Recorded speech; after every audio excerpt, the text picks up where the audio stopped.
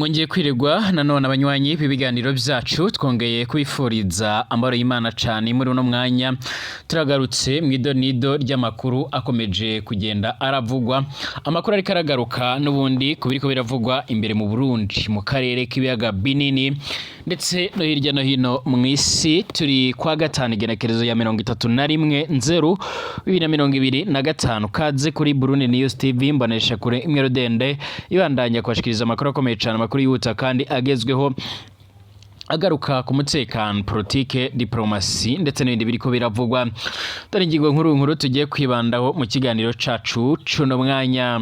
President Evariste Ndayishimiye nkuko byogaragaye ku radio ndetse na televiziyo by'igihugu cacu ciza c'u Burundi yamenyesheje yuko amagara y'umunyamabanga mukuru w'umugambwe uri ku butegetsi Nyiriteka Reverend Kuriyo yifashe neza, ariko kandi benshi baratangajwe n'ibyatangaje mu gihe ku rundi ruhande amakuru dukura mu begereye uyu nguyu Reverend Kuriyo yemeza neza yuko uyu mutegetsi amagara yiwe atameze neza cyane ndetse ariko arafashwa n'ibyuma bimufasha guhema neza ndetse n'umutima wiwe ukaba uriko uratera mu buryo budasanzwe.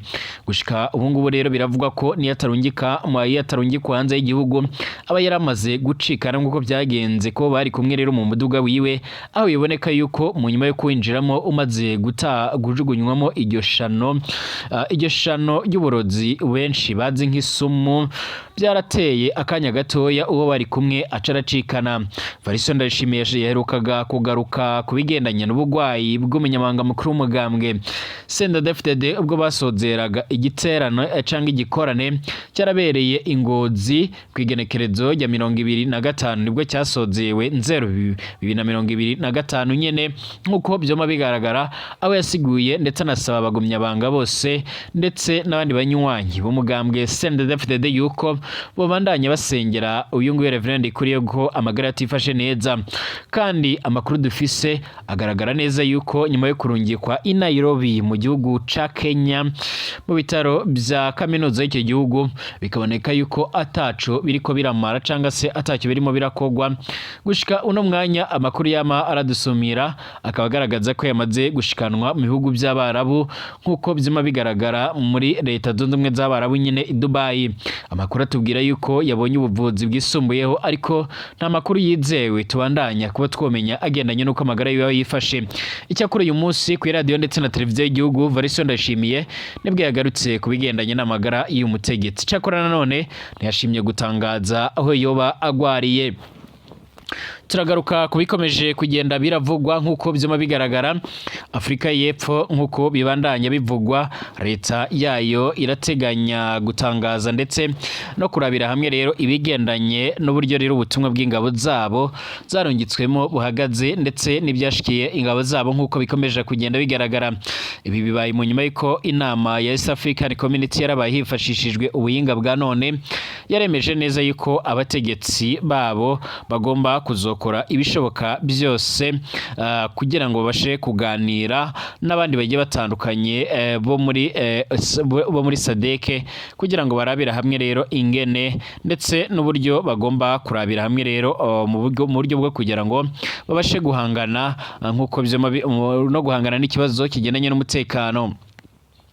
Niba Afrika y'Epfo ishaka amakimbirane u Rwanda ruzahangana n'icyo kibazo. Perezida Paul Kagame asubiza Perezida Cyril Ramaphosa wihandagaje akita ingabo z'igisoda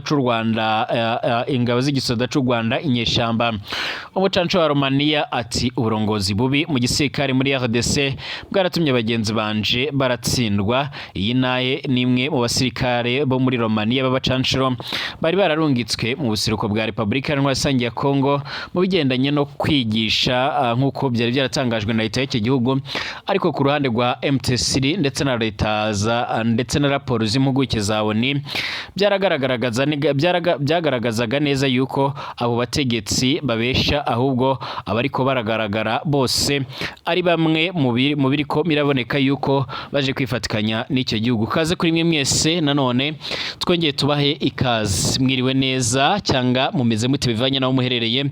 Mushobora kuduhereza ibyumviro byanyu munyeze aho mwanya bitekerezo ahazwe muri commentaire cyangwa muri comment. Kaze kuri mwese mutwumviriza muri mu Burundi, abatwumviriza bari Bujumbura, abari Gitega, abari Ingozi, abari Cyankuzo, abari Bururi, abari Kayanza, mwese turabaha ikaze, abari mu Cibitoke ndetse n'ahandi hagiye atandukanye mu yandi makaritsiye yose mu mavire ndetse n'ama province, mwese turabifuriza kumererwa neza cyane. Kaze muri uyu mugoroba kuba twumviriza bari mu karere k'ibiyaga binini, mwese tubifuriza amahoro y'Imana cyane. Abatwumviriza kandi bahereye mu bihugu by'ababanyi mu burengero bwa Afrika, umunuko bwa Afrika ndetse na Afrika yo hagati, abari ku mugabane w'Uburaya, Asia, Australia, Amerika ndetse n'andi hose, mwese turabahaye ikaze. Arugambirije ngaha bisonda kwanditse sabone kugira ucaronka amakuru n'ibiganiro byacu, ubane natwe 5 kuri 5 ndetse amakuru n'ibiganiro byacu ubandanye guca urabisangiza ku banywanyi bawe. Ikaze kuri mwese, nyemerera amakuru tuyatangurire mu Burundi tugaruke kubikomeje kugenda biravugwa. Murabyibuka ibyo twabashikirije ubwo hasozerwaga igikorane cyarabaye n'ubundi cyaritabwe n'abategetsi bagiye batandukanye, cyararimwe abategetsi barimo nka Perezida Evariste Ndayishimiye n'abandi bategetsi bagiye batandukanye, Gervais Ndirakobuca mushikiranganje wa mbere, General Prime Niyongabo ndetse abarimo nka Martin Niteretse ndetse na Pierre Nkurikiye ndetse na Albert Shingiro. Nkuko byoma bigaragara umushikiranganje w'u Burundi mu byajejwe arimo n'imigenderanire mpuzamakungu. Ni igikorane cyarateguwe na CNDD-FDD cyari kirimo gushimira Imana mu myaka irenga 20 bamaze barongora u Burundi, ndetse akiyongeraho no kwiragiza Imana muri uno mwaka twotanguye 2025. Icyo gikorane nkuko byaboneka nticyabashije kwitabwa n'umunyamabanga mukuru w'umugambwe CNDD-FDD, dore ko yaciye arafatwa n'ingwara giturumbuka ubwo yari ari mu hoteli Ngozi, gikorane kitaratangura nkuko biboneka. Yaramurabizi izo nkuru zose twarazigarutseho, yarajyanywe mu bihugu bimwe bimwe, yarasohoye igihugu ndetse gushika ubungubu nubwo umukuru w'igihugu cy'u Burundi atagarutse neza ngasigura ibigendanye n'amagara ye canga se ngatomora ibigendanye n'ingwara yamushikiye. Amakuru dufise nuko yamaze gushikanwa muri Leta Zunze Ubumwe za Abarabu i Dubai. Uyu munsi kwa gatanu igerekezo rya 31/0/2025, umukuru w'igihugu ciza c'u Burundi Evariste Ndayishimiye araremesha abagumyabanga ndetse n'abarundi bose ko amagara y'umunyamabanga mukuru w'umugambwe CNDD-FDD Reverend Ndikuriyo yifashe neza nkuko biri mu makuru dukesha iradiyo nkuru na televiziyo by'igihugu c'u Burundi botangaje kuri uno munsi. Naho rero yabishikirije umukuru w'igihugu c'u Burundi ntiyashimye kuvuga aho Reverend Ndikuriyo agwariye mu gihe bizwi ko ariko aravurirwa hanze y'igihugu ndetse amaze gushikanwa mu gihugu ca kabiri mu nyuma yo kuvanwa i Nairobi mu gihugu ca Kenya. Kuko byoma bigaragara biranatangaje, byanebajijweho na benshi kuri bamwe ko umukuru w'igihugu abishikirije inyuma y'indwi yose Reverend Ndikuriyo rero akitswe n'amagara, ariko abategetsi b'igihugu mu mugambwe akomokamo bakaba rero barahisemo kwinumira mu gacerere nkuko byoma bigaragara. Naramenyesheje ndetse no mu makuru yacu agenda aratambuka twarabajije tuti leta y'u Burundi nikivuga kubigendanye n'amagara atifashe neza y'umunyamabanga mukuru w'umugambwe CNDD-FDD. Twarasiguye yuko iyi leta ikomeje kwigumira mu gacerere ndetse gushika ubungubu bikaba biboneka yuko Evariste Ndayishimiye ndetse n'umutambukanyi wiwe aribo bariko barashirwa mu majwi yo kuba aribo botanze ishano kuri umutegetsi. Ibi biboneka n'ibigaragarira mu ishusho y'abasesenguzi bamwe aho biboneka ndetse bikanagaragaza neza yuko abasesenguzi bamenye neza yuko rero Evariste Ndayishimiye yafashe ingingo yo gushaka kumwangiriza amagara yiwe mu gihe yari karasozera ikiringo kiwe cyo kurongora CNDD-FDD. nkuko bigaragara byari gutangaza benshi ndetse byari kubera ihurizo Evariste Ndayishimiye igihe uyu mutegetsi ari kuba arangije ikiringo kiwe agaca arahagarikwa canga se agahindurirwa indi mirimo. Ntago yari kubikunda, byari kuba imyivumbo agatanyo mu Burundi mu gihe benshi bari kwibaza igituma rero adakomeje kurongora umugambwe nkuko biboneka. Evariste Ndayishimiye nawe arazi neza yuko kugumisha Reverend Ndikuriyo ku mugambwe ari bimwe mu bintu bizoca by'umwariko ari bimwe rero mu bintu bizoca birahindura byinshi mu Burundi, nawe bigaca biramukwegera byinshi. Tuyibutse ko ibyo ngibyo vy'umukuru w'igihugu c'u Burundi abishikirije mu gihe indwi irangiye Reverend Ndikuriyo arafashwe giturumbuka n'ingwara itarashobotse imenyekana, aho vyabaye ngombwa ko rero asohokanwa igihugu vyihuse kuko rero amagara yiwe yagumye asinzikara nk'uko twabibashikirije ubwa mbere ndetse no mu zindi nkuru n'ibiganiro vyacu bigiye bitandukanye. Gushika ubu ngubu naho umukuru w'igihugu c'u Burundi rero ahumuriza abarundi nk'uko bigaragara, turafise amakuru yemeza ko amagara ya Reverend Ndikuriyo atifashe neza, aho rero bibandanya kuvuga ko yahawe uburozi bwo mu bwoko bwa sumu nk'uko bigaragara, ndetse gushika uno mwanya amakuru yizewe adushikaho kuri uno mwanya dukora kubegereye uyu mutegetsi ndetse no mu muryango wiwe, biramenyesha neza yuko uyu mutegetsi yamaze kugenda arashikanwa mu bindi bice bimwe na bimwe bigiye bitandukanye nk'uko nabivuze muri leta zunze ubumwe z'Abarabu i Dubai. Nk'uko bigaragara hari umwe rero mu bo twabashije kuvugana ari Dubai avuga yuko ata muntu n'umwe arekuriwe kuba n'ubundi yogera ahagwariye. Ibyari biri muri Kenya nk'uko byaciye bigaragara ndetse nk'uko amakuru akomeza kugenda aradusumira, kugeza ubu ngubu abatari bakeya ntibarya umunwa mu kugaragaza ndetse no kwerekana neza yuko leta ya Variso Ndayishimiye ikomeje kugenda iragira uruhara ruremere cyane mu gushaka kujyanisha abarundi. Ibi kandi birabaye mu gihe imbonera kure zimeze nk'abasirikari ba Reverend Ndikuriyo bakomeje kugenda barahaguruka, aho biboneka yuko mu gihe uyu mugabo yahura n'ibindi bintu bitari byiza n'ubundi bizoca birakwegera Variso Ndayishimiye ndetse n'abanywanyi biwe yuko rero bishobora gutuma ibintu bikomeza kugenda biraba nabi cyane nk'uko amakuru yama aradushikira. Gushika ubu ngubu abatari bakeya baremeza ndetse bakagaragaza neza yuko umugambi wa Variso Ndayishimiye woba waramupfubanye, aho byamaze guca biramenyekana. Ibi kandi birabaye mu gihe bamwe rero mu bakurikiranire hafi ibyashikiye Umusipetero Nkurunziza yahoze aratwara Burundi ko ari byo rero n'ubundi byari bigiye gushikira uyu mutegetsi uyu nguyu Reverend Ndikuriyo, ndetse gushika ubu ngubu batari bakeya bakaba batarya umunwa mu kugaragaza yuko Variso Ndayishimiye agiye gukomeza kuba akamaramaza nk'uko amakuru yoma aradushikira. Tugaruke kubikomeje kugenda biravugwa mu karere k'ibiyaga binini nk'uko byoma bigaragara canke nk'uko amakuru akomeza kugenda aradusumira.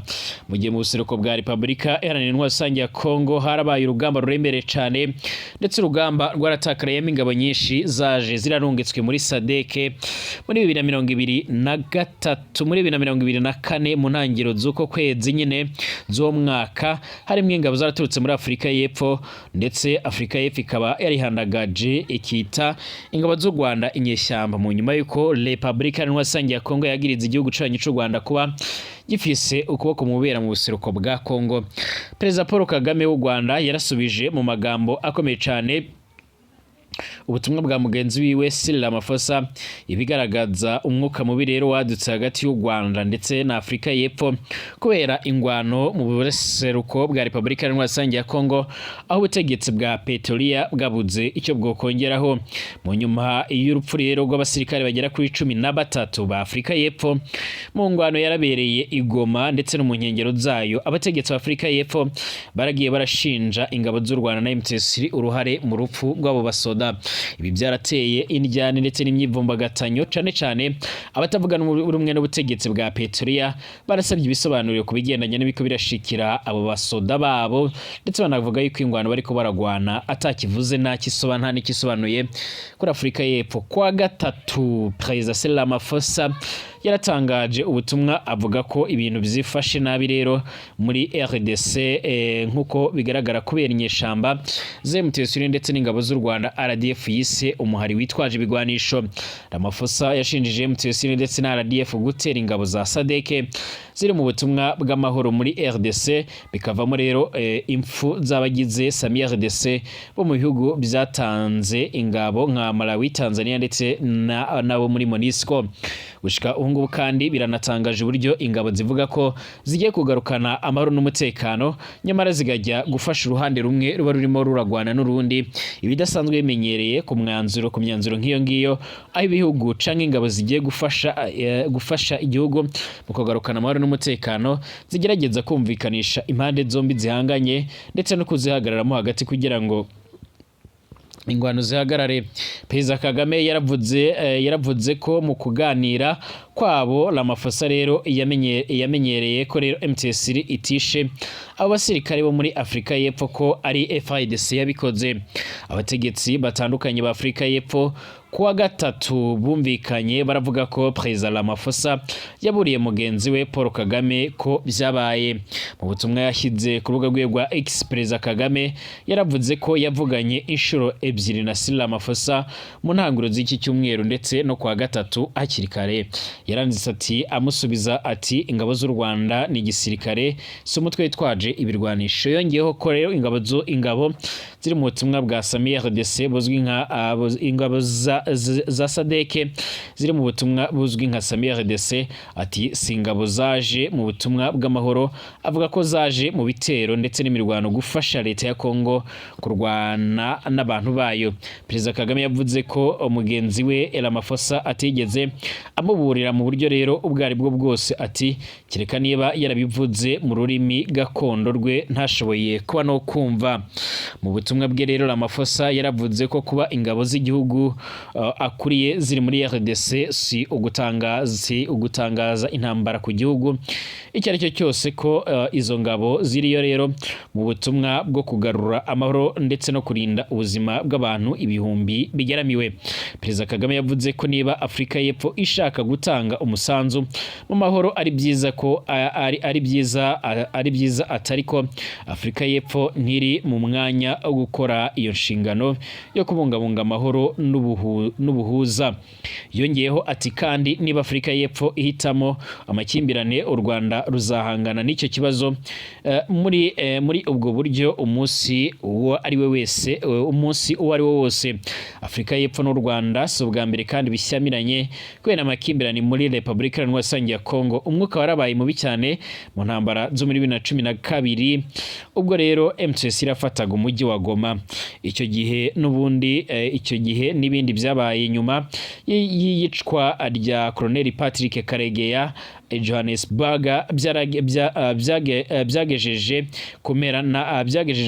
byakomeje kumera nabi kwa diplomasi hagati y'ibihugu byombi, gutumiza abari bahagarariye ibihugu kuri buri ruhande, ingorane ku guhabwa visa ku banyagihugu b'u Rwanda bajya muri Afrika y'Epfo ndetse n'izindi ngaruka. Bamwe mu bategetsi ba Afrika y'Epfo bavuga ko rero u Rwanda rwohereje ingabo muri RDC gufasha M23. Abategetsi b'u Rwanda nabo bagiye barashinza Afrika y'Epfo kubagamira ku ruhande rwa leta ya Kinshasa. Kugeza ubu u Rwanda rugaragaza ko rwoba rwiteguye guhangana igihe icyo ari cyo cyose mu gihe abo bategetsi ba Afrika y'Epfo bazoba bagerageje kwishora cyangwa se kugira icyo ari cyo cyose bakora nk'uko bigaragara. Kugeza ubu ingabo zabo zaratsinzwe, ariko kandi ntihazwi naho zoba ziherereye, haba izo muri Afrika y'Epfo, izaturutse mu bice bimwe bimwe nka Tanzania ndetse na Malawi nk'uko biboneka. Iyi ndwi rero imaramaje kubacangiro hafi 300 b'Abanyaromania bajanywe muri Repubulika Iharanira Demokarasi ya Kongo kugira ngo bafashe leta mu ntambara irimwo. Ukwishikana kwabo inyuma y'igitero cy'izinyeshamba cyo gufata Goma kwarangije indoto y'abandi bari biyandikishije kugira ngo rero baje kuyora igipfyo cy'amadolari muri Repubulika Iharanira Demokarasi ya Kongo.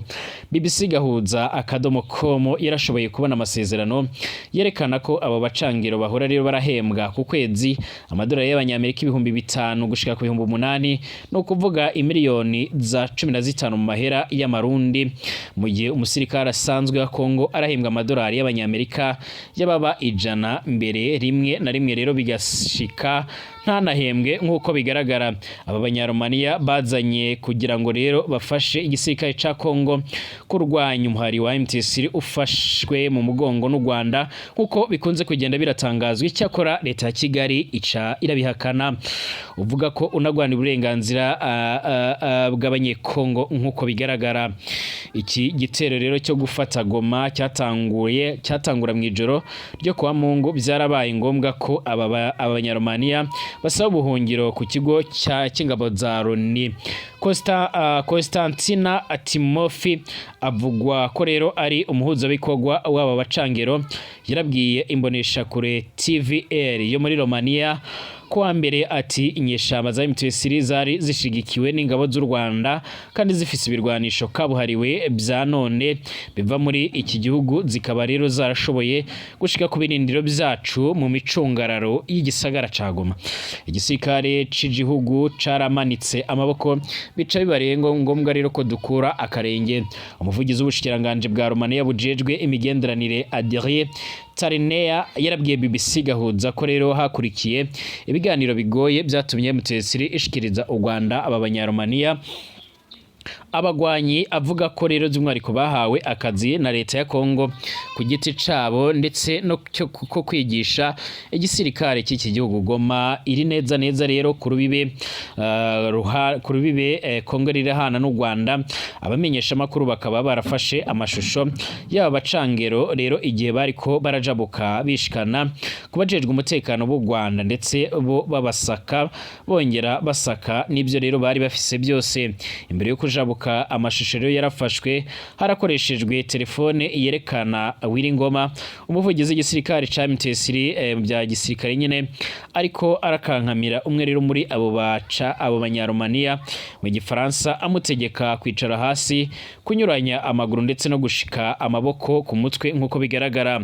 Yaramubajije kahise kiwe mu bya gisirikare, aho rero yishuye ko yari mu ngabo zidasanzwe z'Ubufaransa ziri mu mahanga ikizwi nka Regino Etrategire nkuko bigaragara. Baguhaye umushara w'amadolari 8,000 ku kwezi urya neza, niko Ngoma amukankamira avuga mu kwerekana ubu budasa hagati y'uno mushahara uhabwa abacangero n'umushahara uhabwa umusirikare usanzwe muri RDC.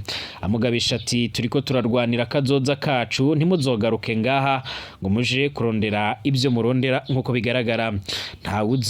Ntawuzi aho Ngoma yakuye iki giharuro c'amadolari 8,000, ariko urupapuro rw'amasezerano BBC Gahuza dukesha iyi nkuru yeretswe n'uwahoze ari umucangero wa Romania muri igitugutu yerekana mwidonido rero ko umushahara w'ibanga cane w'intwazangabo nkuru uhera ku madolari 5,000 ku kwezi, mu gihe uri mu kazi, hamwe rero n'amadolari 3,000 mu gihe ari mu karuhuko. Aya masezerano yerekana igihe cy'akazi kitagira rero iherezo, abo bacangero bategerezwa gufata karuhuko ku kwezi kumwe rero uko amezi 3 aheze.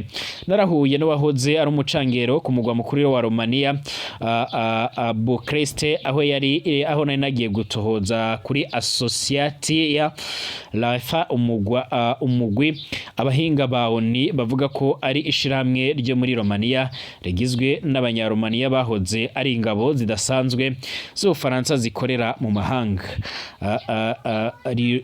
Rirongowe ndetse na Horatio Potter, umunyaromania avuga ko ari umwigisha wa gisirikare.